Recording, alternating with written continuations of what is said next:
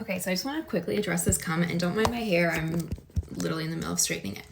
I saw a few different comments like this, so I just wanted to address it. So I totally get the frustration with having to search for other parts because I've been there as a TikToker, like scroller. I'm like, where's this part? And you try to find it, and you don't know if it's there or not. So I totally get that frustration.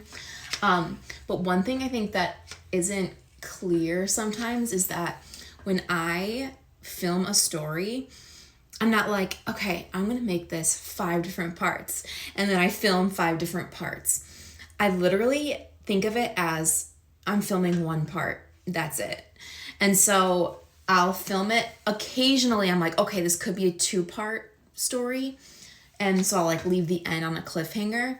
But for the most part, I'm like filming this as like, it's just one quick short story.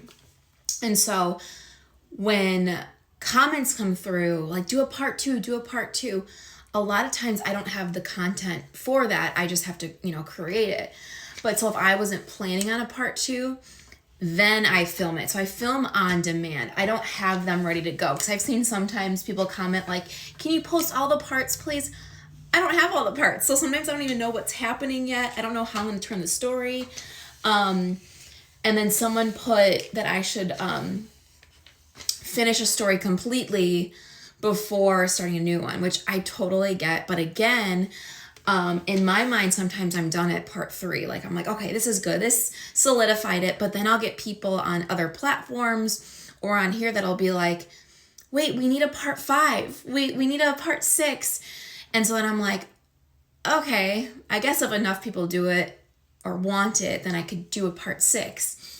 So then I'm like kind of in my mind reopening the story, but I've already started another storyline in the middle of all that. So if that kind of clarifies and makes sense. So I don't know how other creators tend to do it. They might film it all as parts and like get them ready, but I literally film just like one thing and that's what I post.